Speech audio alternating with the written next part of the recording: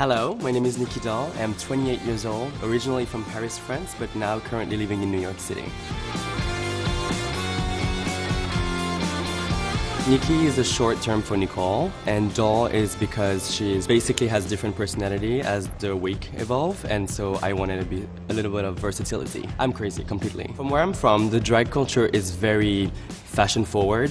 We are mostly booked to be look queens or visual performers.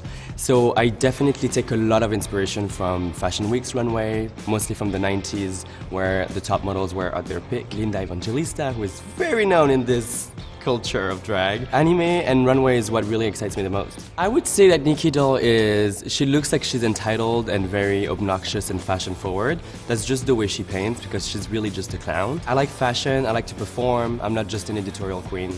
The visual is very interesting for me, and also I like to add a little twist of humor and wit to it. I think I'm a perfect mixture of anime, like fantasy and fashion. I'm not just a label whore. I'm also a video game whore and nerd, so all of this together, it's kind of like Nicky Doll.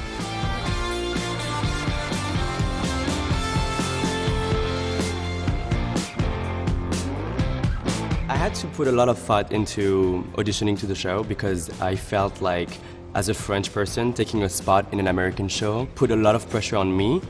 But at the end of the day, we're all doing drag, and we're all here to compete for drag, and that has no language, so just give me the crown. After living for 7 years in Morocco, and growing up and discovering that I was gay, I needed something that helped me to embrace who I was and give me this sense of pride. So when I moved back to my country in France, I started doing drag just because I wanted to explore that part of femininity that I had. I think I really became a man once I started to act like a woman. What's so good about this show is that it's not only just about female impersonation, it's also about the way you're gonna live your life and what type of thoughts you're gonna put in your head and how to fight those dark thoughts. So all of that was really useful for me, even to move to the US, because everything is possible when you watch the show. When I auditioned to this show, I was hoping that it would be a pretty weaker cast. This is a very, very strong season, and you guys are gonna have fun watching us going through it.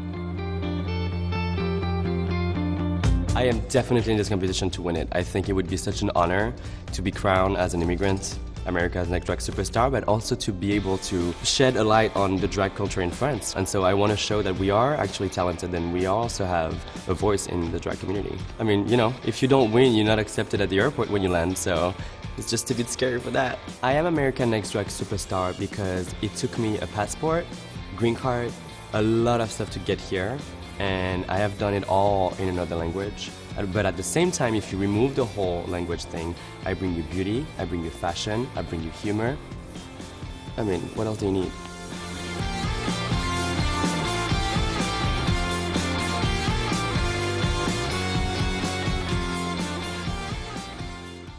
Subscribe to the VH1 YouTube channel so you don't miss any of RuPaul's Drag Race.